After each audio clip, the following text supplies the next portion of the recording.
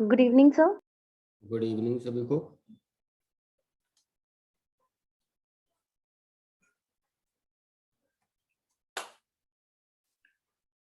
देखो ये कुछ एग्जाम्पल है आपके, जैसे एमीन से और इस तरीके के आपके एमीन से जो आईपीएसी नाम का क्वेश्चन है, या तो एमीन से पूछ लिया जाता है या ईथर से पूछ लिया जाता है। ज्यादातर जो एग्जाम्पल अभी तक पूछे गए हैं आईपीएसी नाम के, वो एमीन या ईथर से पूछे गए हैं। तो जैसे ये जो रूप आपको दिख रहा है एमीनों का, ये रूप कहलाता है इनका संघनित रूप। और संघनित रूप भी कौन सा है? पूर्ण संघनित रूप होता है। तो देखो एग्जाम्पल में आपको जो संघनित रूप दिए होंगे इस रूप में ही ज्यादातर आपके आने के चांस है। अब इसमें जब अपन इनके नाम लिखेंगे तो अपन को पहले इनकी स्ट्रक्चर बनानी होगी। जैसे देखो पहले वाले उदाहरण को देखो आप, ये फर्स्ट वाला उदाहरण लेते हैं हम। तो इसमें दो CH3 मैथिल समूह है जो CH से जुड़े हुए हैं। मतलब हमारे पास CH है और CH से जुड़ रहा है NH2, और इस CH से ही दो हमारे पास CH3 का होल 2 है। तो ये आपके दो मैथिल समूह यहाँ पर जुड़े हुए हैं, CH3 और CH3। तो जब अपन इसका नाम लिखेंगे तो श्रृंखला का चुनाव करेंगे, अंकन करेंगे 1, 2 और 3। तो दूसरे कार्बन पर आपका क्रियात्मक समूह आ गया जो कि प्राथमिक एमीन का है। इसको बोलेंगे हम 3 कार्बन को प्रोपेन और 2 एमीन। इस कंपाउंड का आईपीएसी नाम क्या हो जाएगा? Propane 2 amine. ठीक है। सेकंड वाला देखो नंबर 2, ये वाला। सेकंड वाले में क्या है कि आपके पास CH3 दे रखा है, ये तो हो गया आपका फर्स्ट। और ये ले रहे हम B। CH3 दे रखा है, इसके बाद आपको CH2 का होल 2 दे रखा है, मतलब दो CH2 समूह जुड़े हुए हैं। तो आप CH2 जोड़ दो। लगते टफ है, बाकी का ऐसा कुछ नहीं है, सरल ही है, थोड़ा सा समझ जाओगे तो। और फिर जुड़ रहा है NH2। तो वही क्या करेंगे, हम श्रृंखला का चयन करेंगे। ये श्रृंखला हो गई हमारी। अंकन करेंगे जिधर से क्रियात्मक समूह उपस्थित है, ये एमीन, वही प्राथमिक है। तो 3 कार्बन को क्या बोलेंगे? प्रोपेन। और 1 पर एमीन है तो अपन लिख सकते हैं प्रोपेन 1 एमीन, या मिला करके प्रोपेन एमीन भी इसको लिखा जा सकता है। इसका आईपीएसी नाम क्या हो गया? प्रोपेन 1 एमीन हो गया। ठीक है। इसके बाद थर्ड नंबर का उदाहरण देखो, नंबर 3 सी में क्या है? आपके CH3 दे रखा है, CH3, और ये CH3 जुड़ा हुआ है NH से, NH से जोड़ दिया। फिर NH से जुड़ा हुआ है CH। अब यहाँ पर आ गया CH3 का होल 2। तो ये दो मैथिल समूह है वो किससे जुड़े हुए हैं? CH से। तो आप क्या करोगे? 2 CH3 समूह लगा दो। अब इसमें आपके जो क्रियात्मक समूह है वो कौन है? NH। तो ये आपकी कौन सी एमीन में आएगी? 2 डिग्री एमीन में, द्वितीयक एमीन। अब ये कौन सी है आपकी? 1 डिग्री एमीन। और ये कौन सी है आपकी? 1 डिग्री एमीन। तो अगर ये पूछा जाए कि कौन सी एमीन है तो ये 1 डिग्री होगी, ये भी 1 डिग्री होगी, और ये 2 डिग्री। जब अपन नाम लिखेंगे इनका तो इसका नाम क्या होगा भाई? आप देखो इसमें श्रृंखला अधिक कार्बन वाली कौन सी है, तो आपको ये 3 कार्बन की चेन इसमें दिखाई देगी। तो जो लंबी कार्बन श्रृंखला है उसको हम मुख्य कार्बन श्रृंखला मानेंगे, और फिर इसका कर देंगे अंकन। तो देखो इधर से अंकन कर रहे तब भी 2 पर NH समूह आ रहा है, और अगर नीचे से करते तब भी हमारा 2 पर NH समूह आता है। तो जैसा कि आपको बताया कि द्वितीयक तृतीयक एमीन में N का प्रयोग करते हैं, तो जो एल्किल समूह जुड़ा हुआ है वो N से जुड़ा हुआ है और वो आपका कौन सा जुड़ा हुआ है, CH3। और CH3 को क्या बोलेंगे हम, मेथिल। तो N मेथिल। फिर 3 कार्बन को क्या बोलेंगे, प्रोपेन। और दूसरे कार्बन पर एमीन है तो प्रोपेन 2 एमीन। जैसे ये था हमारा प्रोपेन 2 एमीन, ये वाला था ना प्रोपेन 2 एमीन, तो इसमें क्या किया है इसने, एक हाइड्रोजन को यहाँ से मेथिल समूह के द्वारा हटा दिया। तो सेम ये ए वाला ही एग्जाम्पल ये है, अंतर इतना, यह प्राथमिक एमीन था और यहाँ कौन सा एमीन हो गया, द्वितीयक एमीन। समझ में आ रहा है कि नहीं, बताओ। Yes yes sir. सर। अब अगला उदाहरण देखो, देखो डी वाले को देखो, ये सी वाला हो गया आपका। डी वाले में क्या है, 3 मेथिल समूह जुड़े हुए हैं कार्बन से। तो आप 3 मेथिल समूह जोड़ दो, CH3 CH3 CH3 और फिर आपके NH2 समूह जुड़ा हुआ है। तो ये आपका कौन सा हो गया, प्राथमिक हो गया। तो एमीन कौन सी रही, प्राथमिक एमीन रही। प्राथमिक एमीन क्यों रही, क्योंकि इसमें NH2 समूह है, पहली बात। अब आपको इसमें श्रृंखला का चयन करना है, तो आपको पता है कि 3 कार्बन से लंबी कार्बन श्रृंखला तो इसमें है ही नहीं, तो आपने ये श्रृंखला का चयन कर लिया। अंकन करोगे 1 2 और 3। तो देखो अब ऐसी स्थिति में यहाँ पर हमारे पास एक मेथिल समूह प्रतिस्थापी के रूप में बच गया, तो हम इसको क्या लिखेंगे, 2 मेथिल। 2 मेथिल, 3 कार्बन की चेन को लिखेंगे प्रोपेन और दूसरे कार्बन पर एमीन है तो 2 एमीन। तो देखो एक बात ये ध्यान रखना, यहाँ भी 2 एमीन आ रहा है और इधर भी 2 एमीन आ रहा है, तो 2 एमीन का मतलब ये नहीं होता द्वितीयक एमीन होगी वो।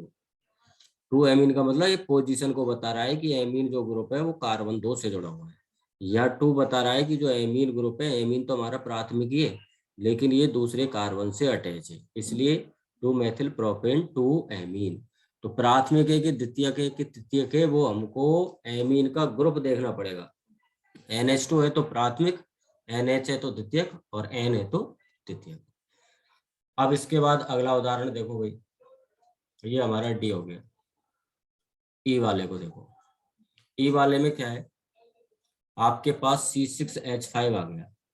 ये जो C6H5 है इसको फेनिल भी बोलते हैं और फेनिल बनता है बेंजीन से। जब बेंजीन से एक हाइड्रोजन को कम कर देते हैं, बेंजीन C6H6 एक हाइड्रोजन कम किया तो हमारा क्या हो गया, फेनिल। ये किससे जुड़ा हुआ है, NH से। फिर NH से क्या जुड़ा हुआ है, CH3। तो अगर हम इसकी स्ट्रक्चर बनाएं ई वाले की, तो ई वाले की संरचना होगी C6H5NH CH3। अब इसको हम ऐसे भी तो लिख सकते हैं, दोनों ही सही है। ये आपने क्या लिख दिया, बेंजीन रिंग बना दी, और जब इसकी एक वैलेंसी को फ्री करोगे तो ये फेनिल हो गया, और ये NH और इससे जोड़ दिया आपने क्या, CH3।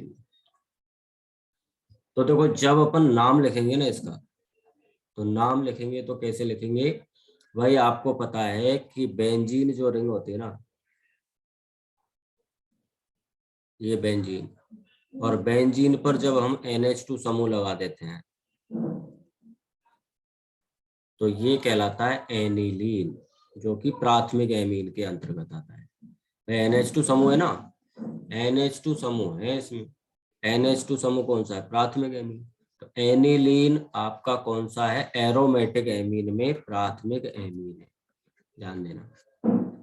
एरोमेटिक एमीन में कौन सी एमीन है, प्राथमिक एमीन होती है, जिसे हम क्या बोलते हैं, एनिलीन। अब इसमें क्या किया है कि यहाँ से एक हाइड्रोजन का प्रतिस्थापन कर दिया है मेथिल समूह के द्वारा, यही तो हुआ है। तो जब अपन इसका नाम लिखेंगे ना, तो नाम क्या होगा इसका, एन मेथिल। भाई एन से प्रतिस्थापी जुड़ गया मेथिल। अब चाहो तो इस पूरे समूह को क्या लिख सकते हो, इस पूरे समूह को हम एनिलीन लिख सकते हैं। इसलिए अगर आप ये नाम लिख रहे हो इसका एन मेथिल एनिलीन तब भी सही है।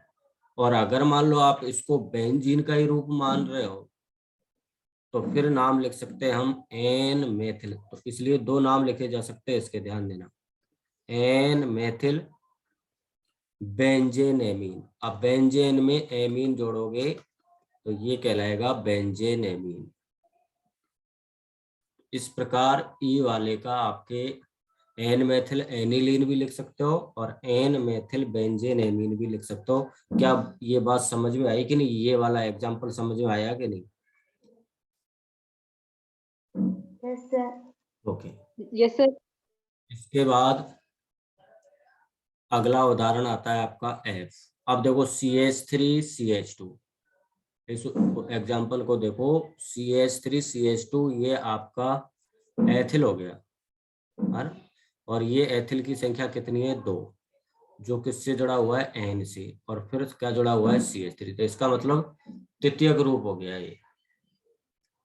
तो एफ उदाहरण आपका अगर अपन लेते हैं यहाँ पर, तो क्या बन रहा था आपका, 2 एथिल समूह थे, CH3 CH2, और दोनों ही किससे जुड़े हुए थे, एन से।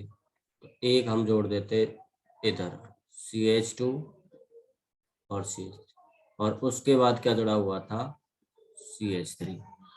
तो देखो एन क्रियात्मक समूह आने के कारण ये कौन सी एमीन है, तृतीयक एमीन है। अब नाम होगा तो आपको 2 कार्बन समान वाली दिख रही है, तो आप किसी भी एक श्रृंखला को ले सकते हो मुख्य श्रृंखला के रूप में और उसका अंकन कर दो। जब अंकन किया तो एन पर एक तो आपके पास क्या बच गया, एथिल, और एक क्या बच गया, मेथिल। भाई मेथिल और एथिल में से तो मेथिल को Me से भी व्यक्त करते हैं और एथिल को Et से भी व्यक्त करते हैं। ये ध्यान देना, विशेष बात है।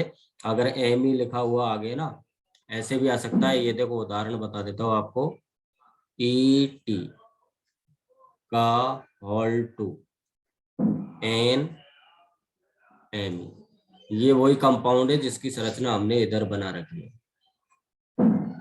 कि एन से 2 एथिल जुड़े हुए हैं और Me का मतलब एक मेथिल समूह जुड़ा हुआ है ना? तो ध्यान रखना। तो पहले एथिल को लिखा जाएगा तो एन एथिल, और उसके बाद लिखेंगे हम एन मेथिल। हालांकि बोर्ड में चांस कम है इस प्रकार के उदाहरण के, लेकिन आपके कंपटीशन एग्जाम में इसी टाइप के एग्जाम्पल देखने को मिलते हैं। N ethyl N methyl. अब 2 कार्बन को क्या बोलेंगे हम, एथेन बोलेंगे, एथेनेमीन। या तो एथेनेमीन लिख दो या एथेन वन एमीन लिख दो, क्योंकि वन से एमीन ग्रुप जुड़ा हुआ है। एथेन वन एमीन भी लिखा जा सकता है या एथेन एमीन भी लिखा जा सकता है। तो ये एग्जांपल समझ में आया कि नहीं? Yes sir. Yes sir. एक उदाहरण आपके पास है अगला, जी वाला। देखो यहाँ जो एम लिखा हुआ है वो इसकी पोजीशन को व्यक्त कर रहा है, मेटा को। अगर O होता तो ऑर्थो, P होता तो पैरा। अब मेटा पोजीशन जो है उस पर हेलोजन जुड़ी हुई है Br, और कंपाउंड है C6H4। अब C6H4 क्यों लिया है, क्योंकि ये जो बेंजीन रिंग है इसमें 2 समूह जुड़ गए हमारे, एक तो Br जुड़ गया और एक NH2 जुड़ गया। तो C6H6 होता है, उसमें से 2 हाइड्रोजन को निकलना पड़ेगा, तब आपके एक NH2 समूह जुड़ेगा और एक Br से। तो इसकी स्ट्रक्चर क्या बनेगी, फिर आप पहले बेंजीन रिंग बनाओ, ये बेंजीन रिंग। अब इसमें प्रत्येक कार्बन पर एक एक हाइड्रोजन थी ना, तो एक हाइड्रोजन को हटा के तो आपने क्या कर दिया, NH2। तो ये क्या बन गया, एनिलीन। अब ये 1 पोजीशन और ये 2, अगर यहाँ समूह 2 पर जुड़ा होता तो ऑर्थो कहलाता। अब 3 पर जुड़ेगा तो मेटा। ये तो आपकी पोजीशन हो गई ऑर्थो, और ये हो गई आपकी मेटा, और ये 4 नंबर की हो गई आपकी पैरा। तो इसमें क्या है, आपको MBR लिख रखा है, MBR लिख रखा है, इसका मतलब यहाँ पर आपके क्या जुड़ेगा, BR।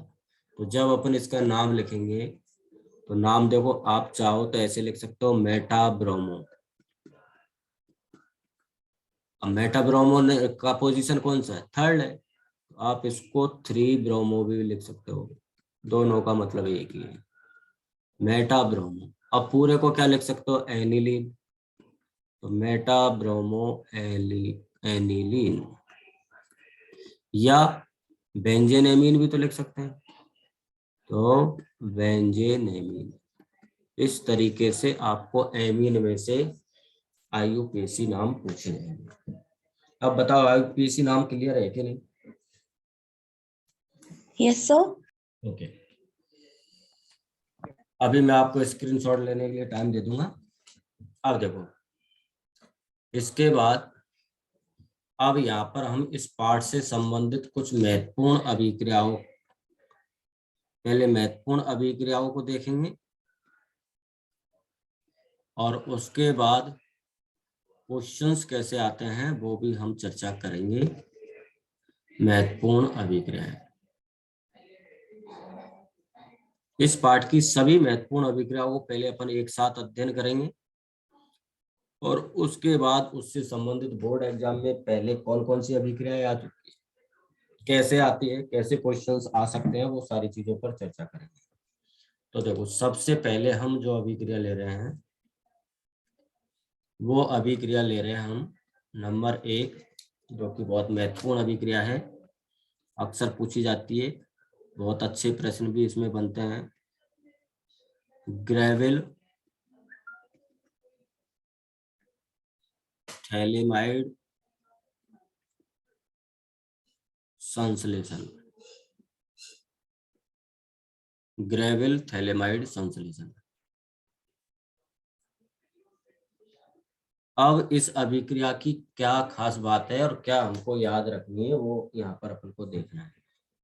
देखो, सबसे महत्वपूर्ण बात जो हमको इसमें नाम जैसे ही आता है हमारे सामने, ग्रेविल थैलेमाइड संश्लेषण, एक बात तो दिमाग में ये आनी चाहिए कि ये एक ऐसी अभिक्रिया है जिससे केवल और केवल प्राथमिक एमीन का संश्लेषण होता है।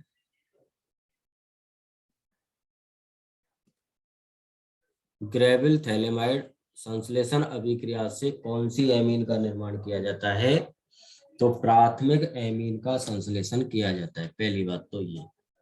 अब देखो, थैलीमाइड शब्द आया है, तो थैलीमाइड बना है आपका थैलिक अम्ल से,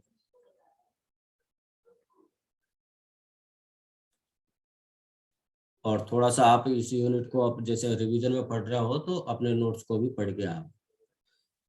थैलीमाइड बना है आपका किससे, थैलिक अम्ल से। और थैलिक अम्ल क्या होता है, तो इसको याद रखो आप कि जो बेंजीन रिंग होती है उसकी 1-2 जो पोजीशन है, पहली और दूसरी, उस पर 2 कार्बोक्सिलिक समूह हम लगा दे तो वो हमारा कहलाता है थैलिक अम्ल। प्रश्न बनता है कि ग्रेविल थैलेमाइड संश्लेषण अभिक्रिया में सह उत्पाद क्या प्राप्त होता है, तो ध्यान रखना, सह उत्पाद आपका क्या प्राप्त होता है, थैलिक अम्ल प्राप्त होता है। जब अभिक्रिया को हम इसको संपन्न करते हैं तो मुख्य उत्पाद तो क्या बन गया, प्राथमिक एमीन। तो मुख्य उत्पाद पूछे आपसे, मुख्य उत्पाद तो प्राथमिक एमीन, और सह उत्पाद पूछे तो सह उत्पाद बनता है आपका क्या, थैलिक अम्ल। अब ये थैलिक अम्ल जो है वो थैलेमाइड का संश्लेषण करता है, इसलिए इस अभिक्रिया को बोलते हैं ग्रेविल थैलेमाइड संश्लेषण। तो देखो, अभिक्रिया थैलिक अम्ल से प्रारंभ हो सकती है और अंतिम सह उत्पाद आपका क्या बनेगा, थैलिक अम्ल ही प्राप्त हो जाएगा। ऐसी कौन सी अभिक्रिया है जिसमें प्रारंभिक अभिकारक भी थैलिक अम्ल होता है और सह उत्पाद भी, तो वो ग्रेविल थैलेमाइड है। अब देखो, ये जो थैलिक अम्ल है, अपन को अभिक्रिया को थैलेमाइड से भी प्रारंभ कर सकते हैं, लेकिन आपको पूरी अभिक्रिया बता रहा हूँ कि हम सबसे पहले जो थैलिक अम्ल लेंगे इस थैलिक अम्ल को हम कर देंगे गर्म। जब आप इसको गर्म करोगे तो देखो OH और H ये मिलकर के यहाँ से एक जल का अणु निकाल देगा। और जब जल का अणु यहाँ से निकलेगा, अपन को कोई जल्दीबाजी नहीं करनी है, बिल्कुल भी आपका बिल्कुल कंप्लीट रिवीजन हो जाएगा, उस बात की टेंशन आप मत लो। तो देखो जब जल का अणु यहाँ से निकल जाएगा तो C डबल बॉन्ड O और ये O से जुड़ जाएगा। और ये आप समूह को पहचान रहे हो, ये वाला जो समूह है ना, ये वाला समूह, ये वाला, ये कौन सा है? एनहाइड्राइड। इसलिए इसका नाम है थैलिक एनहाइड्राइड।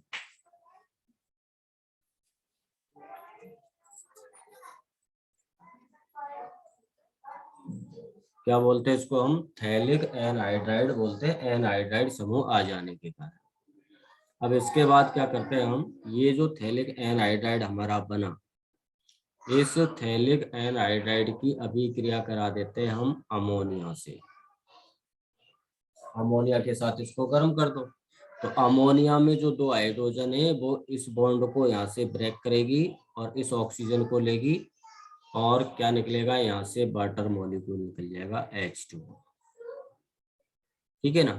अब जल का अणु निकल जाएगा तो यहाँ क्या बचेगा बताओ? 2 हाइड्रोजन निकलेगी तो NH समूह बचेगा और वो NH यहाँ पर जुड़ जाएगा। तो दरअसल में अभिक्रिया जो हमारी होगी वो इस जगह से संपन्न होगी। ये C डबल बॉन्ड O और C डबल बॉन्ड O और NH, ये जो हमको प्राप्त हुआ इसी को बोलते हैं हम थैलीमाइड।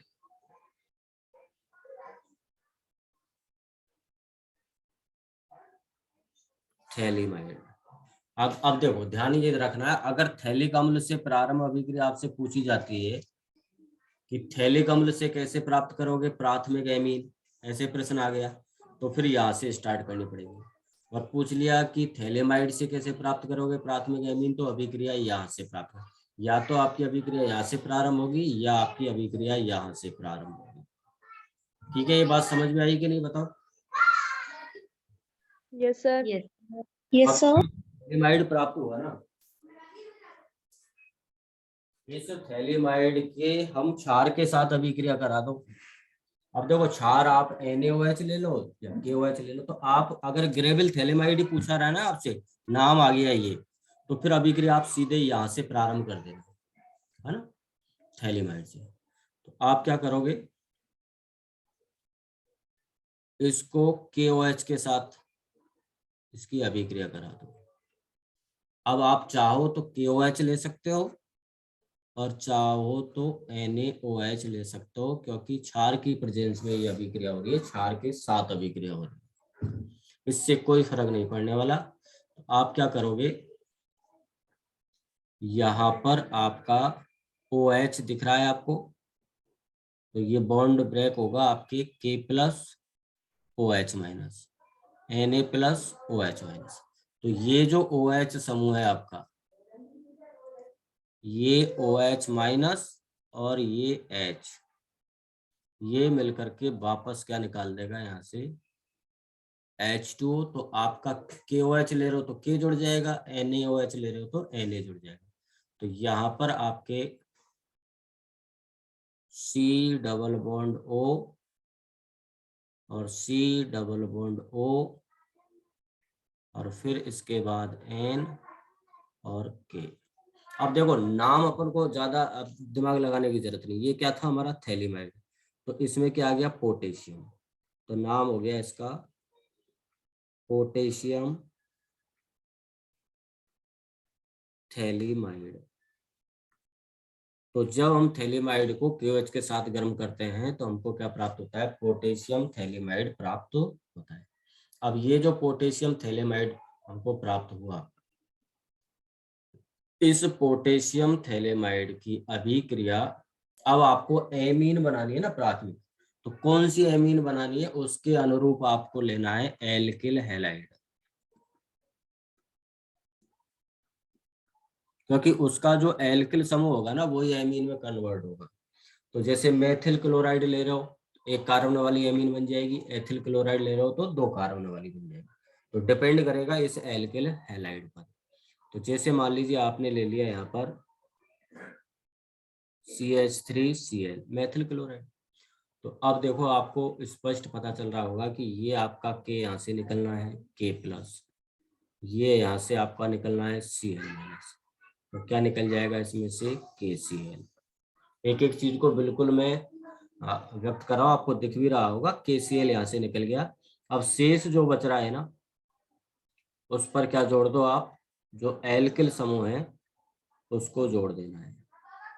एक बार और इसकी अभ्यास कर लेना और बस C+O और C+O और इसके बाद N और CH3।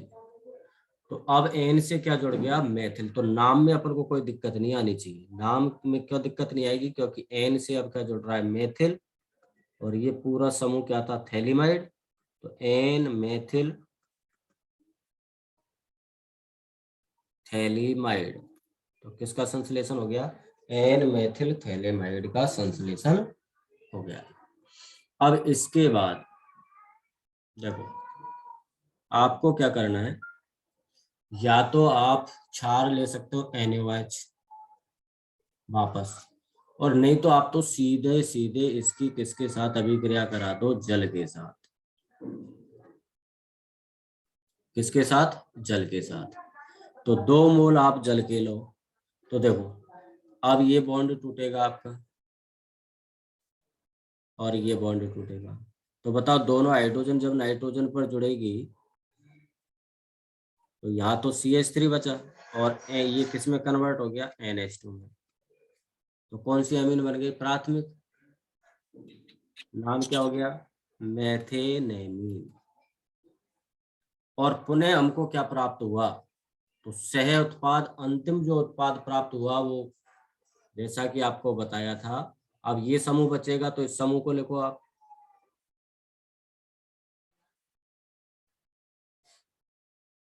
ज्यादा बड़ी अभिक्रिया नहीं है, वो आपको लग रही है ऐसा कुछ नहीं है, याद एक बार हो गई, समझ में आ गई तो फिर बड़ी नहीं लगी। OH बचे ना 2, तो दोनों OH यहाँ पर जुड़ जाएंगे।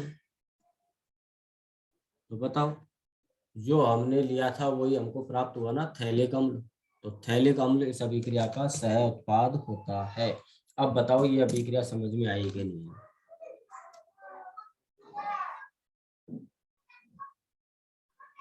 Yes, sir. देखो इसमें अपन को ज्यादा कुछ नहीं है, ग्रेविल थैलेमाइड संश्लेषण शब्द आते ही थैलीमाइड दिमाग में आएगा। थैलीमाइड किससे बना है, थैलिक अम्ल से बना है। थैलिक अम्ल इस अभिक्रिया का क्या होता है, सह उत्पाद। बनती क्या है, प्राथमिक एमीन का संश्लेषण होता है। पहले थैलिक अम्ल को गर्म कर दोगे, गर्म करने से जल का अणु निकलेगा, एनहाइड्राइड में कन्वर्ट हो जाएगा, उसकी अमोनिया से अभिक्रिया कराओगे, थैलीमाइड बन जाएगा। तो अपन को बनाना था क्या, थैलीमाइड बनाना था। अब इसके बाद 2 ही तो स्टेप है आपके, थैलीमाइड की क्षार के साथ KOH अभिक्रिया, एल्किल हैलाइड के साथ अभिक्रिया और फिर जल अपघटन, और आपको क्या बन जाएगी, प्राथमिक एमीन का निर्माण हो जाएगा। ओके, अब इसके बाद देखो ओके। आपकी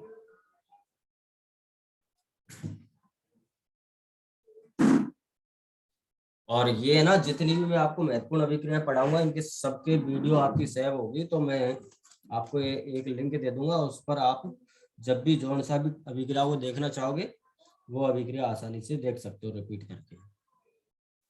तो इसके बाद अगली अभिक्रिया ले लेते हैं हम, नंबर 2 महत्वपूर्ण अभिक्रिया है ये भी, और हाफमान ब्रोमाइड अभिक्रिया।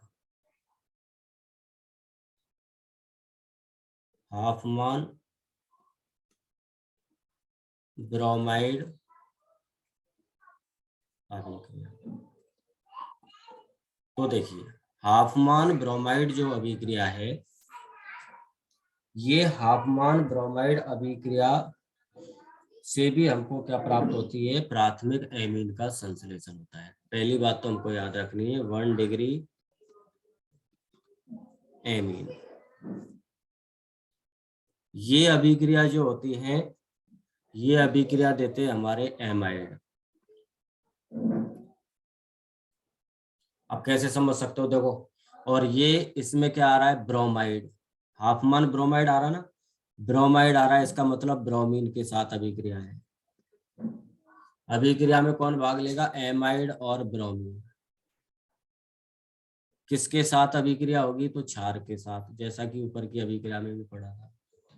तो जब एमाइड की ब्रोमीन और क्षार के साथ अभिक्रिया कराते हैं तो हमको क्या बनती है, प्राथमिक एमीन।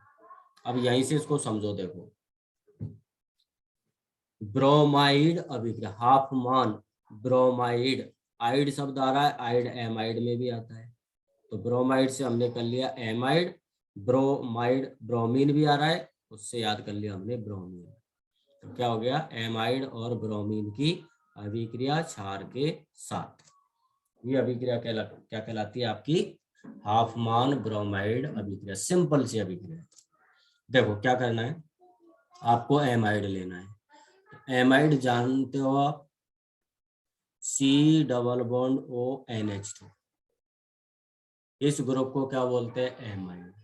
अब रही बात इसकी वैलेंसी को पूरा करने की, तो वैलेंसी हम किसी से भी कर सकते हैं, इसकी पूरी एल्किल से भी कर सकते हैं और किसी एरोमेटिक एरिल समूह से भी कर सकते हैं। तो देखो पहले इसकी कॉमन अभिक्रिया को समझ लो कि आपने ले लिया RC+O NH2। इसके बाद सभी प्रकार के क्वेश्चंस जो इनमें से बनते हैं वो आपको और रिवाइज में करवा दी जाएंगे। ये हमने एमाइड ले लिया, इसकी अभिक्रिया करा दी ब्रोमीन से, और क्षार में आप KOH ले सकते हो या NOH ले सकते हो। इतना याद है, अभिक्रिया आपकी कंप्लीट हो गई। ये समझो कैसे हो गई, देखो ये आपका बॉन्ड टूटेगा और ये बॉन्ड यहाँ से ब्रेक हो जाएगा, ये वाला। कुछ नहीं करना है, इस अभिक्रिया में आपको इस समूह को हटा देना है। सिंपल से समझ लो, एमाइड जो आपको के पास है उसमें से CO समूह को हटा दो तो शेष बचे वही आपका उत्पाद। तो RNH2 बचा, तो ये आपकी प्राथमिक एमीन बन गई। अब रही बात कि सर और चीजों का क्या करेंगे हम, तो और चीजों का आप ये कर लो कि K के साथ Br को निकालो, 2 Br है इसलिए 2 KBr निकल गया।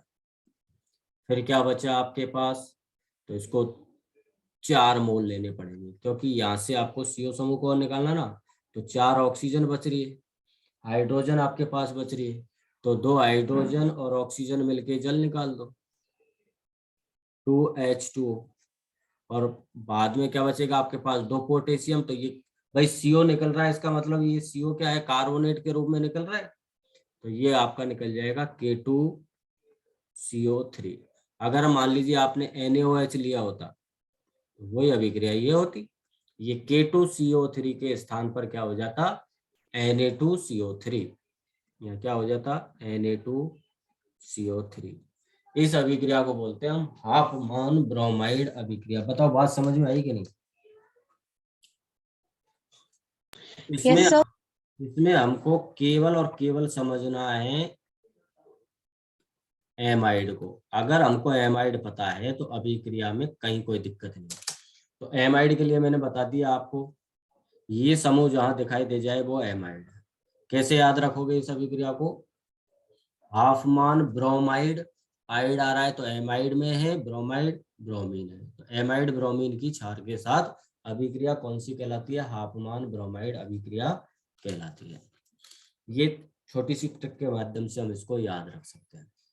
अब देखो, मान लो आपको जैसे ये एमाइड ग्रुप था, C+O NH2, और यहाँ मैं ले लेता हूँ R, और ये आपके लिए प्रैक्टिस क्वेश्चन भी हो गया कि यदि R बराबर, हम ले ले मैथिल समूह, तो एमाइड कौन सा होगा, R बराबर हम ले ले CH2 CH3 समूह एथिल, तो एमाइड कौन सा होगा? और R बराबर हम ले ले C6H5 फेनिल, तो एमाइड कौन सा होगा? और इससे बाहर क्वेश्चन आपका आएगा नहीं, या तो आपका ये एमाइड का पूछेगा या इस एमाइड का या इस एमाइड का। तो देखो, जब R बराबर CH3 लोगे, एमाइड बनेगा आपके पास CH3 C double bond ONH2, नाम क्या हो जाएगा? एथेनेमाइड, 2 कार्बन। अगर CH3 CH2 लगा रहे हो तो CH3 CH2 और C double bond O C double bond ONH2, तो 3 कार्बन हो गए ना, 1 2 3, तो क्या कहलाएगा? प्रोपेनेमाइड। और यदि आपने क्या ले लिया, C6H5 C double bond ONH2, तो ये हो जाएगा आपका बेंजेनेमाइड। चाहो तो इसको ऐसे भी लिख सकते हो, बेंजीन रिंग बना करके C डबल बॉन्ड ONH2। इससे बाहर कुछ आएगा नहीं आपसे, या तो पूछ लेगा, नाम से पूछ लेगा हफमान ब्रोमाइड अभिक्रिया, या फिर पूछ लेगा क्या होता है जब एथेनेमाइड की अभिक्रिया ब्रोमीन से क्षार की उपस्थिति में, क्षार के साथ प्रोपेनेमाइड की अभिक्रिया। तो देखो, अगर मैं पूछूं एथेनेमाइड से कौन सी एमीन बनेगी, तो CH3NH2 जुड़ जाएगा, मेथेन एमीन। प्रोपेनेमाइड से कौन सी एमीन बनेगी, तो CH3CH2NH2, एथेन एमीन। और या सब में क्या निकलेगा, ये आपको बता दिया मैंने। बिल्कुल आसान तरीके से आप इसको याद रख सकते हो, कुछ नहीं करना है इसमें, CO समूह को यहाँ से निकालना है और C समूह आपका एमीन में कन्वर्ट हो जाएगा। बताओ, बात समझ में आई कि नहीं? यस सर, आ गए। Yes, sir. एक बार आप स्क्रीनशॉट ले लो इनके, है ना, बाकी का चर्चा अपन आगे करेंगे।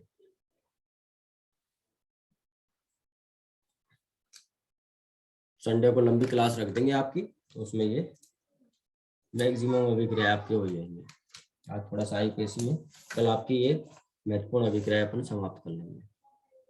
ले लो, इसके बाद इसको शॉर्ट नोट्स के रूप में आप तैयार कर लेना, और आप कॉपी में ही बोले, हो गया? Okay, sir. इसके बाद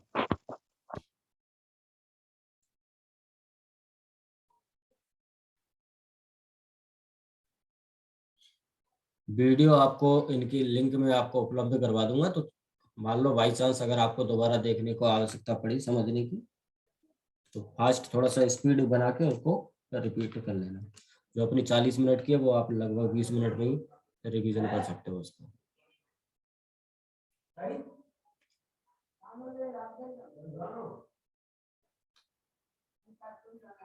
व्यवस्थित आप कर लेना। देखो आपके स्क्रीनशॉट्स है ना, इसको जरूर एक बार साथ के साथ ही पढ़ लो, तो रिपीट भी हो जाएगा आपका, रिवीजन भी हो जाएगा और लिखने में भी आ जाएगा। आधे घंटे लगेगा ज्यादा से ज्यादा आपको।